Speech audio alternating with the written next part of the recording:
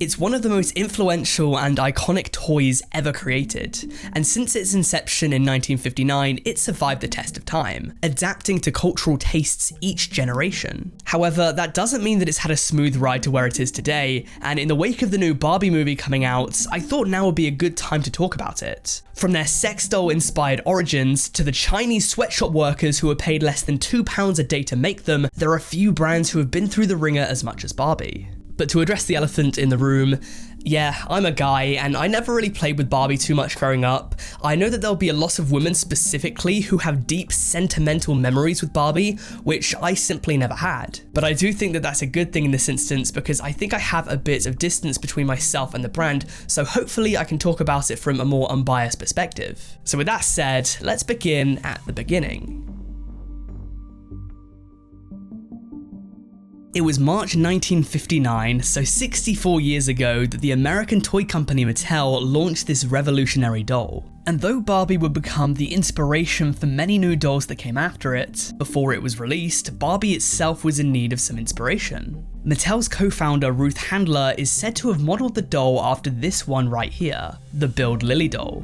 Now you might be thinking, Fox, what the hell is that thing? She looks like some sort of weird, spooky, megamind looking mistress. And I mean, you're not wrong, she might have been. Here's the deal. Barbie has arguably for a long time towed the line in what messages it's been sending young girls. For every potentially sexist aspect of the brand, there have also been Barbies that have sent very positive messages to the youth. These days, Barbie dolls tend to be quite representative, and Barbie is often seen as a doctor or a vet or an astronaut. Build Lily, on the other hand, didn't do that at all. It's generally thought that Build Lily was a joke gift that was sold at kiosks and newsagents, but these toys weren't sold to children, no, they were sold to fully grown men. To get to the bottom of this joke though, we need to head back to 1952 because that's when the Build Lily comics came out. And this is where we get to understand a little bit more of Lily's character. She was portrayed as a gold digger, a money-obsessed floozy who was constantly flirting with men and constantly getting naked. Remember, this is 1952, so it's even more extreme, but even by today's standards, she would still be seen as just a little bit of a hoe.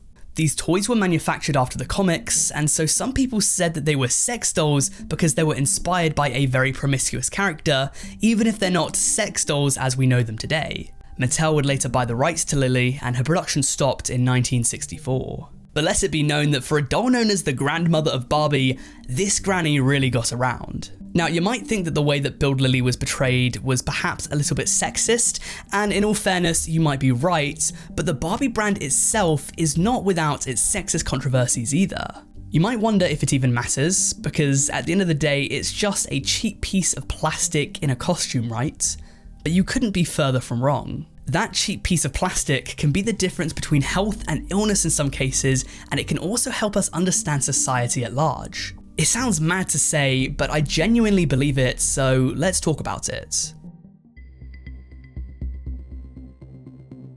Again, I'm not kidding here, I have a plethora of sources to help. So to recap, Barbie releases in 1959 to roughly 300,000 sales in its first year. This thing was an instant success, but it also drew instant criticism because, as we've covered before, originally some people looked at this doll and its proportions and thought that just like Build Lily before it, she was targeted towards grown men. But of course, there would have been some people, especially in the United States, that would have never seen the German Build Lily doll, so you have to question why did they think that this was a toy for older people? And though from a modern lens it might be quite difficult to understand why, you have to remember that in the 1930s and 40s, dolls looked like this, or whatever the hell even this is.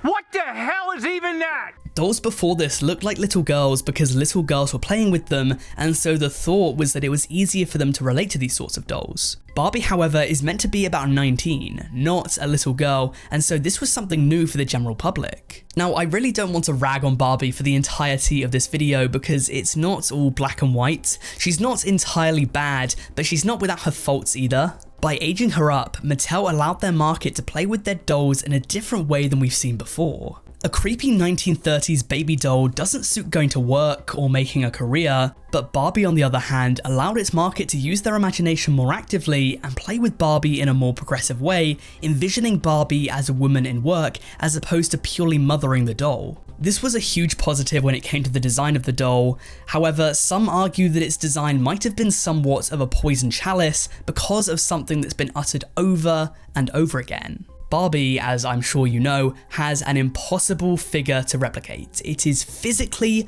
impossible, it cannot be done. And for the little girls that might have looked up to Barbie as an older sister or a role model because they've aged her up compared to the dolls that came before her, this might have been very problematic. We have had generations upon generations of women grow up playing with Barbies, so let me admit that this isn't a pressing issue that's about to crush civilization as we know it. However, it might have negatively impacted it based on just how much kids are influenced by their toys without them even knowing it. There was a study done back in the 1940s by Kenneth and Mamie Clark that studied both black and white children's responses to a black and white doll. They found that dark-skinned children mostly preferred the light-skinned doll to the dark-skinned one and even deemed it to be more beautiful, despite the fact that both dolls were the exact same in every way, minus the skin color. Various studies have been conducted throughout the past 80 years to try and replicate the Clark study, and the overwhelming consensus is that both black and white children have a preference for lighter skinned dolls, and dark skinned children frequently refer to the fair skinned doll as good and deem the dark skinned doll as bad. Some, when asked, even thought that they looked more like the light skinned doll, even if that was not the case. The findings of these studies have indeed lessened since the 1940s, but nonetheless, even as of a decade ago, these studies still show a preference for lighter skin tones. Many people have attributed the reasoning behind these findings to be internalized racism. This way of thinking, many people believe can be quite harmful, and so to relate this back to Barbie, you therefore have to start questioning, does the same rule apply? Do young girls think less of themselves because they don't have the same body type as Barbie? Could Barbie lead to young girls wanting to starve themselves to try and replicate her look? Well, frighteningly, there is evidence to suggest that that could be the case.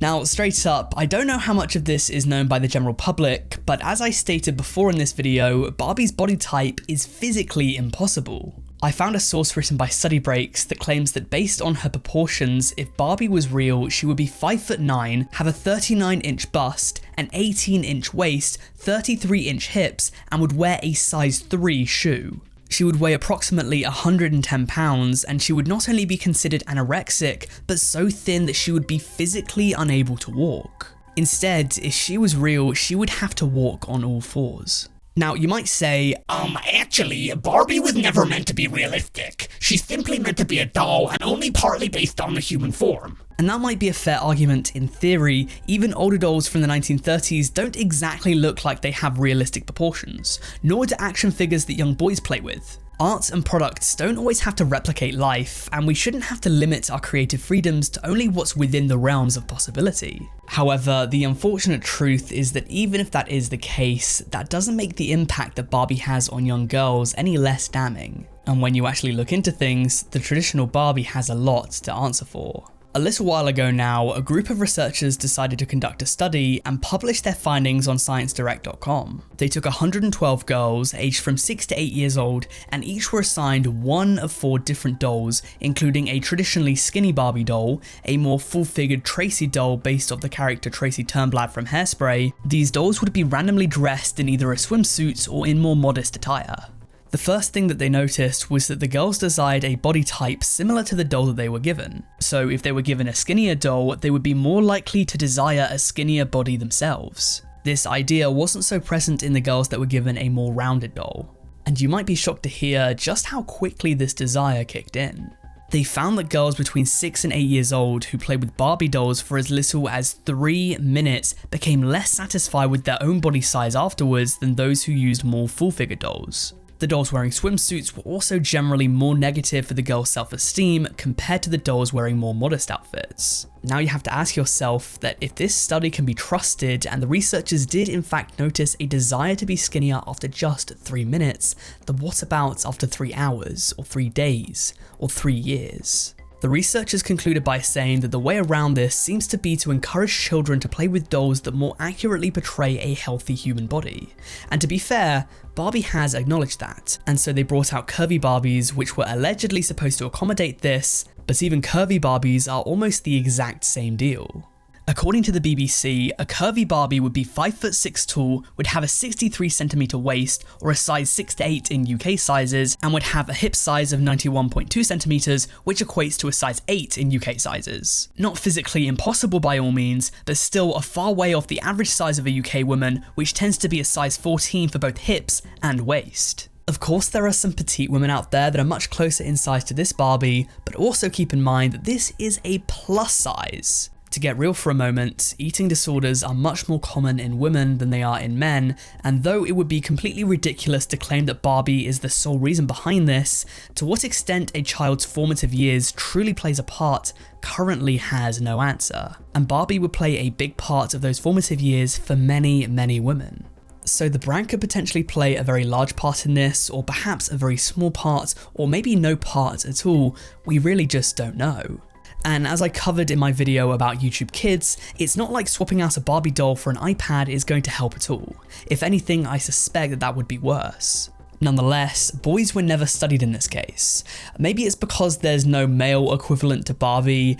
I mean, if you're thinking of one, maybe G.I. Joe 30 years ago, maybe Hot Wheels, but comparing cars and dolls is like comparing apples and oranges. Could Barbie be subconsciously telling young girls that they need to be skinny to be beautiful?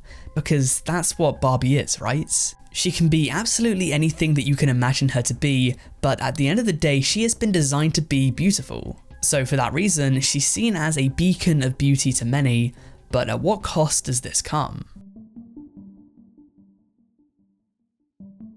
Once again, I want to remind you that Barbie is many things, both potentially positive and negative. To some people, she is a big feminist figure telling young girls that they can be whatever they dream of. To others, she's actually quite regressive. If we take things back to the early years of Barbie, a lot of time goes by without too much change to the brand. Throughout the 60s and 70s, very little is different about her physically. She still dons the skinny white blonde look that she's most famous for. Dolls are released showing Barbie in different careers, but the design of Barbie herself doesn't drastically change. It isn't until the 1980s that the brand starts to make a shift to really try and push for more diversity. In the year 1980, Barbie releases the first Black and Hispanic dolls. In 1985, Mattel releases the CEO Barbie, and this is the same year that they released the Girls Can Do Anything campaign, telling young girls that they can do whatever they put their mind to as long as they try. In 1992, she runs for president. In 2016, plus-size Barbies are released, and in 2020, it was announced that Mattel wanted to redefine what it meant to be Barbie or to look like Barbie. Releasing dolls with prosthetic limbs, releasing dolls with vitiligo, releasing dolls with no hair, all part of their fashionista line, which included 176 dolls with 9 different body types, 35 different skin tones, and just shy of 100 hairstyles. And though that might be a more light-hearted end to things, Barbie in the modern day being very progressive and saying that girls, regardless of who they are, regardless of their skin colour, regardless of what they look like, can be beautiful, I think that it's time for us to talk about the financial incentives that come along with this. In a world ever growing in diversity, it makes business sense for Mattel to make their dolls more diverse. But did they do this because they wanted to make a change, or did they do this because their profits were falling? This chart here shows you Barbie doll sales throughout the past decade. If you notice, they were steadily falling throughout the early to mid 2010s. Let's get it right, Barbie is an old property, and the fact that she's managed to maintain her popularity for all of this time is an absolute testament to Mattel, but it did seem like for a moment about a decade ago that she was on her way out. However, you'll notice that towards the end of the decade, Barbie sales began growing to higher levels than they were previous, this being around the time that Mattel really honed in on diversity. Christina Merkitt, a journalist for The Spectator, wrote that while she did in fact like the idea of more diverse Barbies, she thought that this was just another example of a brand trying to capitalize on virtue signaling, though not truly having good intentions. Now, it's entirely possible that Mattel wanted to simultaneously turn a profit and create a line of diverse new Barbies. But at the very least, there are financial incentives at play, there could be selfish motivations here. And if the next segment of this video is going to tell you anything, it's that for Mattel, they would potentially go against everything that Barbie stands for if it means that they can make some cold, hard cash.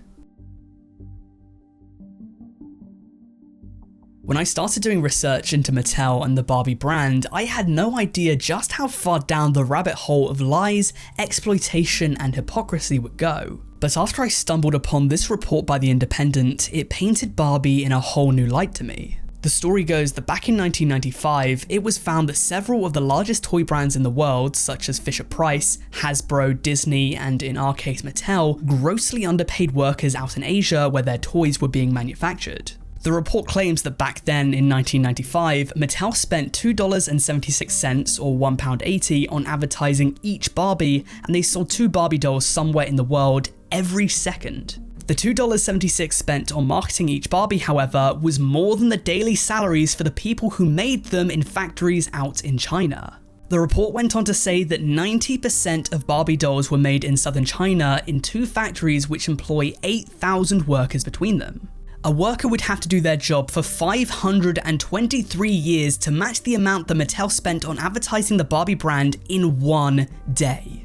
However, there was also some severe irony to this, something so ironic that it's almost laughable, because when you look at the people employed to work on these Barbies, the severely underpaid workers, 90% of them were women. So of course, Mattel was telling young girls that they can be whatever they wanted to be, provided what they wanted to be was a worker making £2 a day in a factory in South China. Now, as I mentioned earlier, this report was made in 1995, so you might be thinking that it's a bit harsh of me to criticize Mattel for something that they were doing 6 years before I was born, and you might be right in saying that, if they also stopped then too, but as it pains me to admit, this is still very much an ongoing issue. Ever since the turn of the century, an organisation called China Labour Watch has been keeping a close eye on Chinese toy factories, believing that when parents choose toys for their children, they have the right to know about the unfair treatment and exploitation that the workers that made those toys experience. Towards the end of 2020, they reported that many workers in a toy factory manufacturing Barbies in the Guangdong province in China were subjected to extremely harsh working conditions. The report wrote, "One of the workers is so exhausted because of the high production targets each day that her body ached all over and she could not help but cry in the dormitories. Another female worker was sexually harassed, and the male worker who sexually harassed her even threatened to hit her. Although this happened inside a toy factory, nobody thought that there was anything wrong. More importantly, nobody felt the need to stop these abuses from happening." Many of these workers were on 10-hour shifts from Monday to Saturday and only had 30 minutes for lunch each day. They had to produce over 100 products an hour, and if they didn't meet their daily goal, they would have to stay behind after work, unpaid until it was finished. Many workers way exceeded China's law on overtime hours, often by putting in double or even triple the time during peak months. And workplace psychological violence was commonplace. Workers would be verbally berated for going slowly. If a worker was injured on the job, they'd be berated for not being careful. During COVID, masks weren't worn even if they were asked for. The China Labour Watch investigation also found that sexual harassment was not only commonplace, but higher-ups would also sometimes jump in on it too. An example of this sort of culture being normalised was that it was reported that in a WeChat group, a worker at the factory decided to share the contact information of sex workers with everyone else in there. Furthermore, I briefly touched on it before, but safety precautions were essentially non-existent. Chinese labour law dictates that there were meant to be 24 hours of safety training required for this job, but most employees state that they only received 4. The workers are simply ill-trained for what they do, and therefore workplace injuries are frequent. The report went on to expose that workers in the spray painting workshop were exposed to dangerous chemicals every day, and some employees had paint in their nostrils after work. They weren't provided with any special protective masks, instead being given a surgical mask which cannot properly filter harmful aerosol. To skim through just a few more points, just by being in the room, you could visibly see people with clear minor injuries because of their work. Maternity pay is stipulated, but the report couldn't find just how long workers got, though based on all of this, I can't assume that it was a lot. To add to all of this, workplace representatives were essentially non-existent, and when workers reported miscalculations on their paychecks, the higher-ups were unwilling to listen until threatened with further action. This is all to say that even up until this very day, a lot of the Barbies that are up on the shelves in stores or in your own homes in the hands of your daughter or your younger sister or your younger cousin, or perhaps even the ones that you grew up with, were made with the blood, the sweat and the tears of factory shop workers half the world away. For a brand that makes its money by telling young women that they can do whatever they want as long as they put their mind to it, it really sucks that they have factories out in Guangdong that exploit predominantly women in order to try and maximize profits. The more I read into this, the more I realized that this is a huge operation and it is still very much ongoing, even as we speak. It's very easy for me to forget in my cushioned YouTuber life that these sorts of problems still plague the world, but rest assured, they still very much do. So unfortunately, there is no resolution to this video, but if you want to make my YouTuber life just a little bit more cushioned, you could check out my video on fast food's sickening scandals. Just like in this, I go for a deep dive in that one too, and expose various companies for their shady past. So if you enjoyed this, I'm sure you'll love that one too. Also, if you enjoyed this video, make sure to like and subscribe because there's so much that we didn't even touch here, such as the Bratz lawsuit and many more controversies, so if this video performs well enough, I would be inclined to do a part 2. Aside from that, I want to thank you for watching and I'll see you later.